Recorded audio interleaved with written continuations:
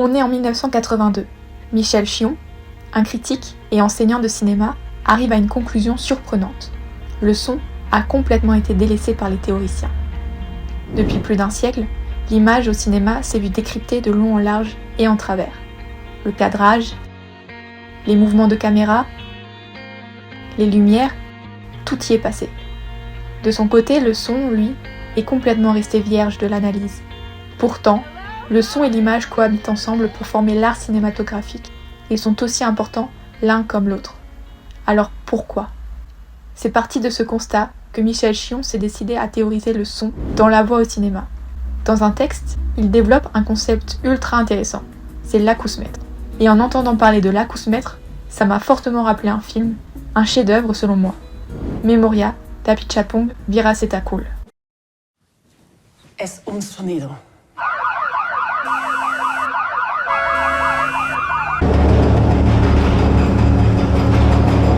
Este sonido.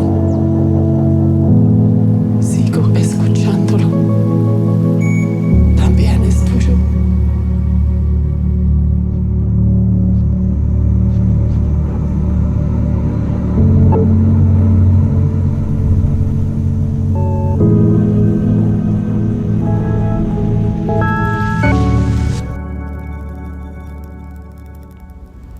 Memoria est un film sorti en 2021, réalisé par Apichatpong Weerasethakul. Le film suit le personnage de Jessica, joué par Tilda Swinton. Un personnage tourmenté qui, toutes les nuits, va être dérangé par un même bruit, un même son. Jessica va déambuler dans un Bogota vide, cherchant la cause de ce bruit. D'abord en rationalisant la provenance du son. D'où vient-il ? Comment est-il matériellement ? Mais au fur et à mesure de sa déambulation, Jessica va être guidée par une certaine ouverture au son, une ouverture à l'écoute des choses. C'est un film absolument sublime dans les thématiques qu'il développe, mais également dans son rythme très lent, presque endormi. Mais quel est le rapport entre ce film et le texte de Michel Chion ? Eh bien, c'est ce qu'on va voir.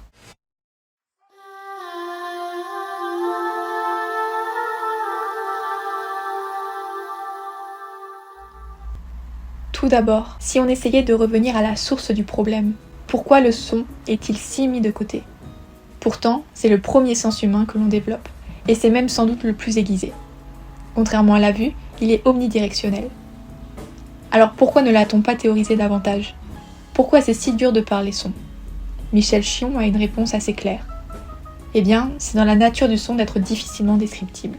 En effet, il dit « L'ouïe est un sens aussi subtil que archaïque, laissé pour une très grande part dans les limbes de l'innommé. On ressent, mais on ne peut pas dire. »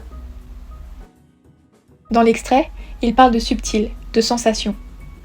On peut comprendre cela comme s'il y avait quelque chose dans l'essence même du son, de presque antagoniste à la description. Comme si le son était complètement hermétique au langage. Les mots sont toujours un petit peu tout penauds pour décrire un son. Comme d'ailleurs il est très compliqué, pour l'avoir un peu fait, je peux témoigner, il est toujours très très compliqué de décrire une musique. Je pense que la critique musicale, par exemple, c'est sans doute la critique la plus dure, quoi, parce que tu as affaire à... Les mots se heurtent à quelque chose qui n'est vraiment pas de même nature qu'eux. Mais c'est comme si le son était le grand autre du langage, quoi, si tu veux. C'est exactement ce qu'on voit dans Memoria. Comme je l'ai dit précédemment, Jessica entend ce boom. Un bruit qui, bien que court, la hante profondément. Elle n'arrive pas à dormir, et elle cherche une explication. Mais avant de chercher ce qui provoque directement ce bruit, elle va faire quelque chose de très intéressant. C'est d'essayer de le décrire, d'essayer de lier ce bruit à des propriétés matérielles. Elle se rend donc chez un ingénieur du son, et tous deux vont essayer de reproduire ce son en y mettant des mots dessus. Es un sonido. Es difícil de explicar. ¿Y dónde lo escuchaste? En un cuarto. Es como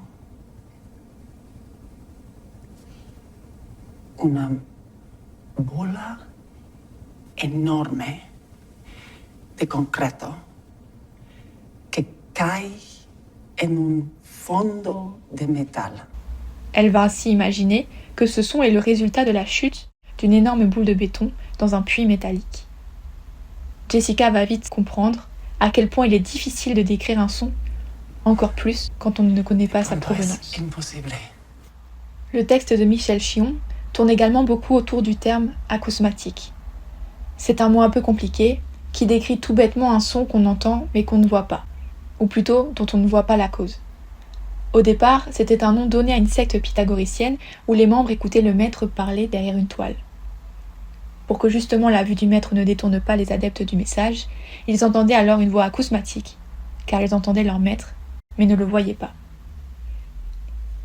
Dans le cas de Memoria, ce rentre parfaitement dans la définition d'acousmatique, puisque Jessica entend ce son, mais ne voit pas d'où il provient. Un bon exemple d'un son ou d'une présence acousmatique, c'est bien sur la scène connue de M le maudit de Fritz Lang.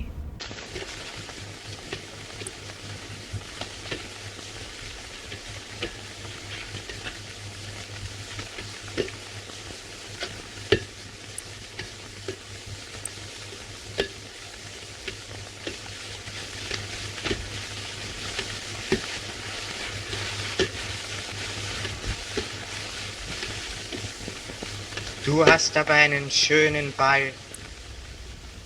C'est une scène absolument géniale, qui introduit le personnage du tueur d'enfants pour la première fois, et qui montre à quel point il est terrifiant. On voit cette ombre projetée qui fait disparaître du champ l'enfant, témoignant de sa dangerosité. C'est une présence acousmatique, encore une fois, car nous entendons sa voix, mais nous ne le voyons pas. Fritz Lang utilise alors un dialogue acousmatique, ce « Du hast aber einen schönen Ball » comme un mécanisme de tension. Chez Apichatpong, ce n'est pas du tout cet usage-là. Dans Memoria, le son est comme un appel à l'écoute. Le bruit appelle, même interpelle Jessica à écouter. C'est la thèse du film, la matière, les objets, ce qui nous entoure. Ça absorbe chacun des sons. On pourrait dire qu'il existe comme une mémoire du son. C'est annoncé dans une scène d'un professeur qui explique que le bois du violon garde en mémoire le son qu'il produit.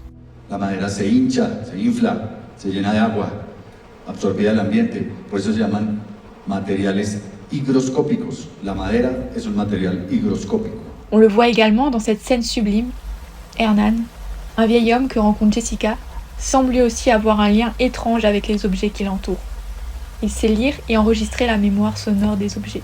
Il le résume très bien en un « Yo soy como un disco duro ». Memoria raconte en fait une éducation à l'écoute, une initiation à être attentif. De alguna manera,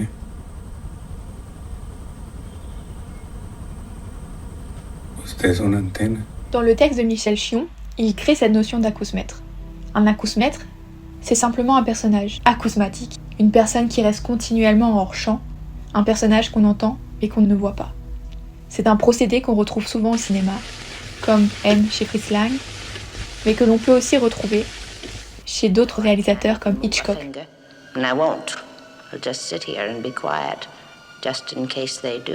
Marguerite Duras.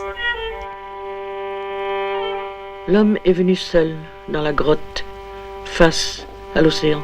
Ou bien l'exemple le plus parlant pour tout le monde, dans L'inspecteur Gadget.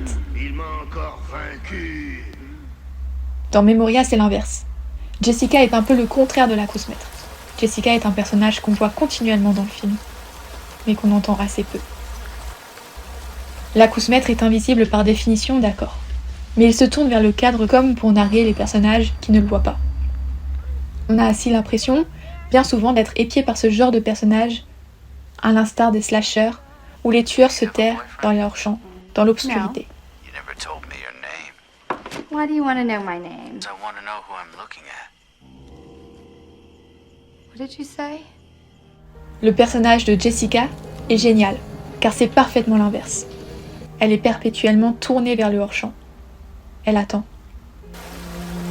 Elle est dans l'attente de lier un son avec une image.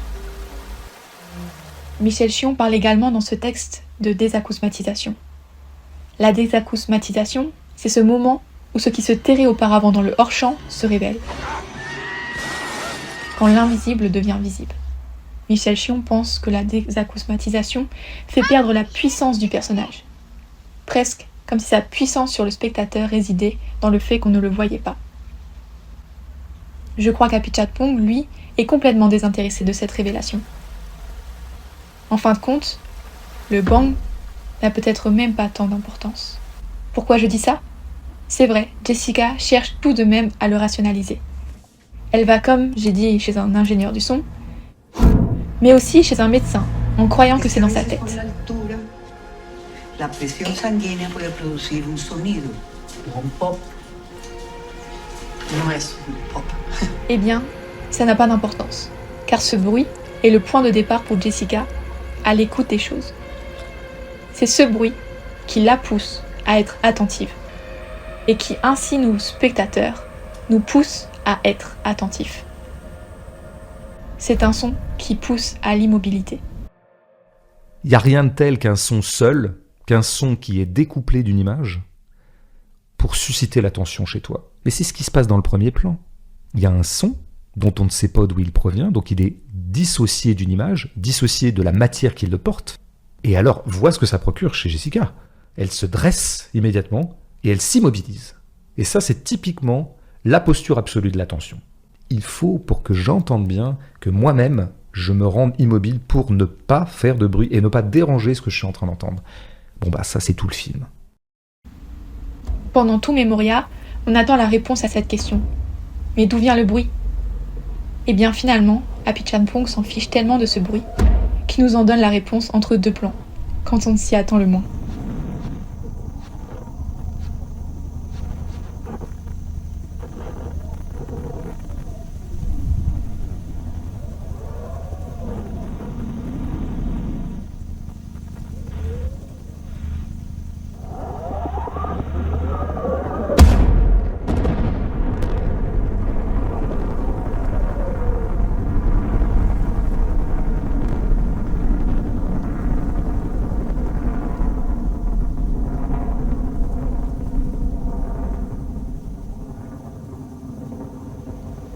C'est complètement inattendu et surréaliste. Le son, c'était un moyen pour Jessica, comme pour nous, de rendre attentif. Ok, mais alors attentif à quoi ?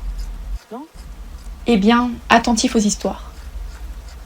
Dans un dialogue incroyable, Hernan explique qu'il ne va jamais au cinéma. Il ne regarde jamais la télévision. Il ne veut tout simplement pas connaître d'autres histoires. Por eso no veo películas o televisión. Estás perdiendo algunas cosas buenas.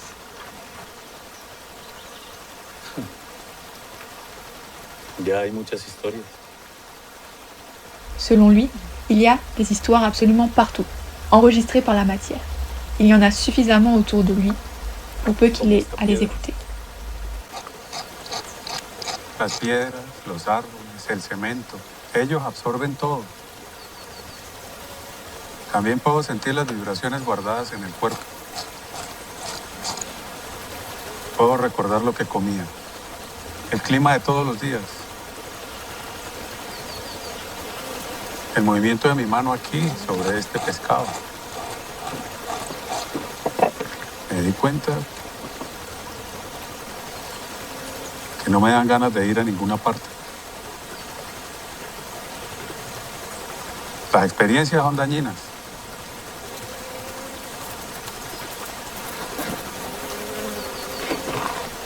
Hacen que la tormenta de mi memoria se vuelva más violenta. Et voilà pourquoi Memoria est si lent, si immobile. Voilà pourquoi Memoria est aussi peu narratif. C'est pour nous pousser à chercher autre chose, d'autres histoires, d'autres narrations.